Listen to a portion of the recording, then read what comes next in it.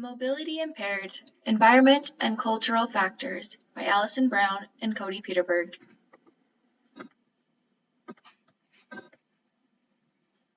The health concerns of the mobility impaired population are difficulty obtaining transportation to and from appointments because of it's not an accessible location, adaptable vehicles, and they need assistance to get them there. Complications with completing ADLs independently. They're at risk for falls, pressure sores, contractures, as well as unhealthy behavior such as inactivity and tobacco usage. They have a higher risk for communicable and non-communicable diseases or conditions. The super obese health concerns are low quality of life, pain and difficulty completing physical tasks or ADLs, decreased immunity, early death, risk for injury, poor mental health, unhealthy behaviors such as inactivity and unhealthy diet choices, increased risk for diseases that are communicable and non-communicable. Cultural environment in the media form. So media portrays them as seldomly receiving coverage from the media, often negatively stereotyped and inappropriately represented, treated as objects of pity or charity, and presented as superheroes that have overcome a great feat. People with disabilities are individuals that contribute to human diversity. Images portrayed by the media deeply influence public opinion and establish societal norms, putting this population at risk for misconceptions. The family support. So whether they have it, they may have help from them with their assistance for self-care, hygiene, diet, exercise, safety, prevention of those pressure sores or contractures, and then also tending to those pressure sores and contractures to help prevent them from progressing on. Assistance with transportation and social interaction. If they have a lack of family support, when people do not have family or social support, they are more likely to become depressed and give up on becoming their best self. Low mobility is associated with low social engagement, even in the absence of disability. And then secondary conditions and illnesses may be present because of the lack of family support. So they may become overburdened with pressure ulcers, UTIs, osteoporosis and pain, bowel or bladder problems, fatigue, injury, mental health and depression, overweight and obesity, arthritis, and contractures. The role of peers. They play a huge role in determining how others see and act towards those people that have mobility impairments. Some peers may be supportive, while others are destructive. Some may be uplifting or discouraging, while others are encouraging or demoralizing. Teens or young adults with mobility impairments may find a wider variety of peers who may be rude, while others are willing to encourage and assist them with their disabilities. Adults usually find those who are uplifting, supportive, and encouraging, but they also may run into those who are not. Individuals' own mental state will play a role in what peers they associate with, because mental illnesses do play a role in that as well. So the cycle can be broken with proper and adequate education throughout our lifetime.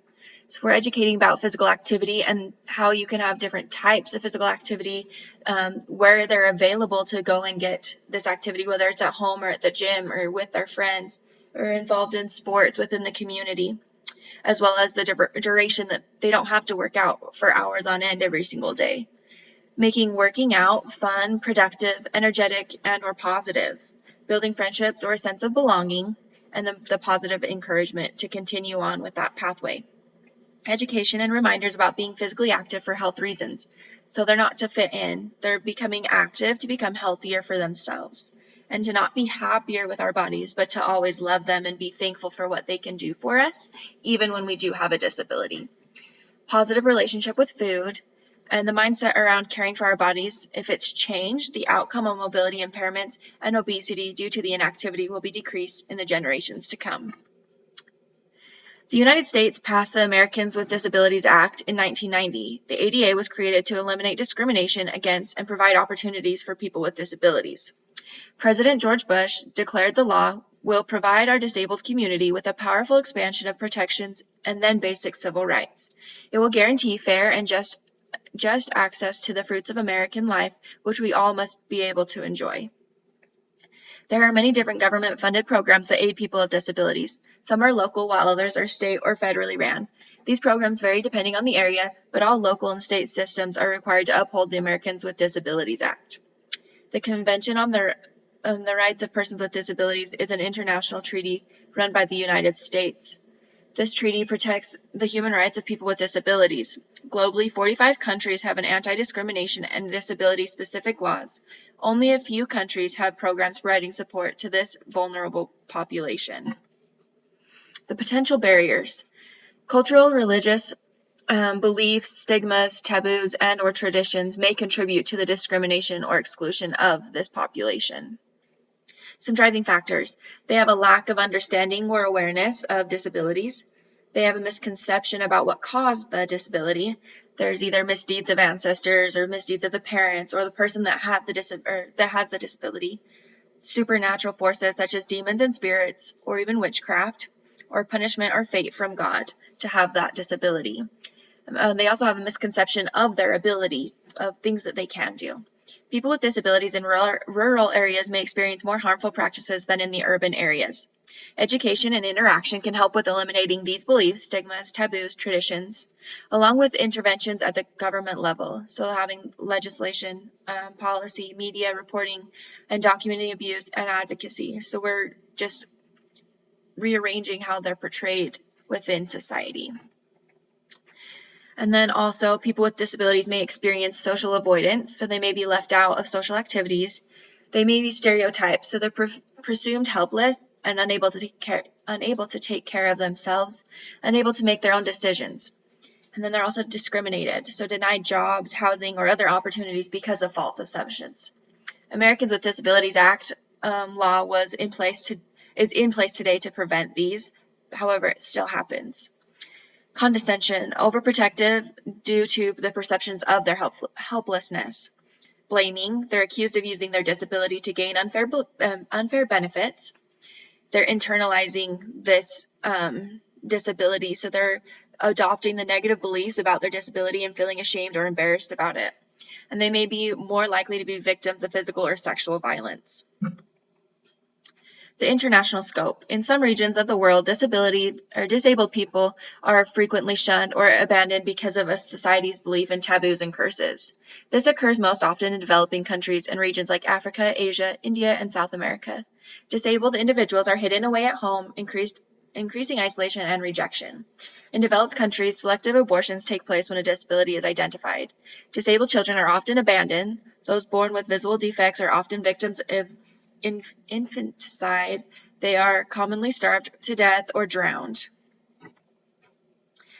So 80% of disabled people live in developing countries. The majority have no access to health care. This attributes to poverty. With lack of health care during their pregnancy, the possibilities of fetal disability increases. Exposure to diseases and malnutrition in early childhood can also cause impairments. People with disabilities have less education, putting them in a lower socioeconomic class. Most live in extreme poverty, and 20% of the world's poorest people are disabled. Lower levels of socioeconomic status is correlated with poor health and lower quality of life. Mental health is also affected in these individuals. Often, available funds need to be used to pay for basic needs like food and shelter. There is seldom money left to pay for the medical expenses. Race and ethnicity. American Indian or Alaska Native, there are 3 in 10 are disabled, and 40.6% of this population is obese. Black, there are 1 in 4 are disabled, and 47% are obese. Caucasian, 1 in 5 are disabled, and 35% are obese. Native Hawaiian or Pacific Islander, 1 in 6 are disabled, 31.8% are obese. Hispanic, 1 in 6 are disabled, 39.9% are obese. Asian, 1 in 10 are disabled. Hispanic, 20.3% are obese. The CDC states that when it comes to the health of people with disabilities, it is important to know that health differences among racial and ethnic groups. People with mobility impairments of racial or ethnic minorities have increased diagnosis of diabetes, hypertension, stroke, and visual impairments. Religion. Religious beliefs influence how people are treated in a community. Without spiritual acceptance and support, people with disabilities can experience poor health outcomes. Spiritual support can help health outcomes because they provide the healing power of love and empowerment. Hinduism. A disabled person is bad karma, a person of the lowest standing. Islam. A disabled person is an object of charity or disgrace. Having a disability is considered fate. Communism.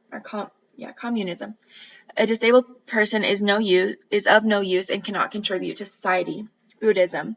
A disabled person should deny and ignore the limitation. Spiritism. A disabled person is cursed. Secular humanism.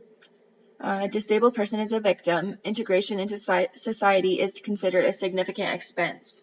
Fascism. A disabled person is a financial strain on society. Nazism. A disabled person is worthless. They have no right to life and no role in society. And gender. In many developing countries, women are held at a lower position than men. Women often become disabled because of the lower status they hold in society. They are often malnourished, receiving less food than males. This causes them to be weaker and more susceptible to diseases and other injuries. Women with disabilities have an increased disadvantage. They are more vulnerable to abuse. Women and girls with disabilities are often victims of domestic abuse.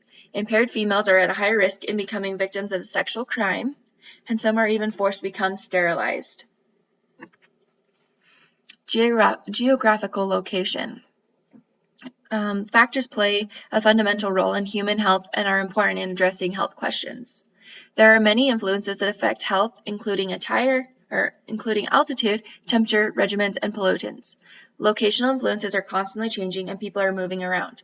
Understanding the health impacts of a person's habitat is a challenging and important problem. The most important thing to better health is to provide individuals with ready access to clean water, adequate nutrition, and rudimentary sanitation. The availability of these basic needs differs geographically. Distance from clinics and hospitals can deter this population from participating in regular health care. Although digital technology has revolutionized the delivery of healthcare, there is a digital gap. There are many rural areas that lack proper internet service to run such advanced programs. The implicit bias. So an implicit bias is going to influence our decision and actions and can predict our behavior. It can also, implicit attitude are thoughts or feelings that happen automatically, which are hard to control, suppress, or regulate. So they're unable to complete other tasks. We have these implicit biases that mobility impaired are unable to complete other tasks, not smart or educated. They're unable to comprehend or speak, and they're abled or disabled or bad or good.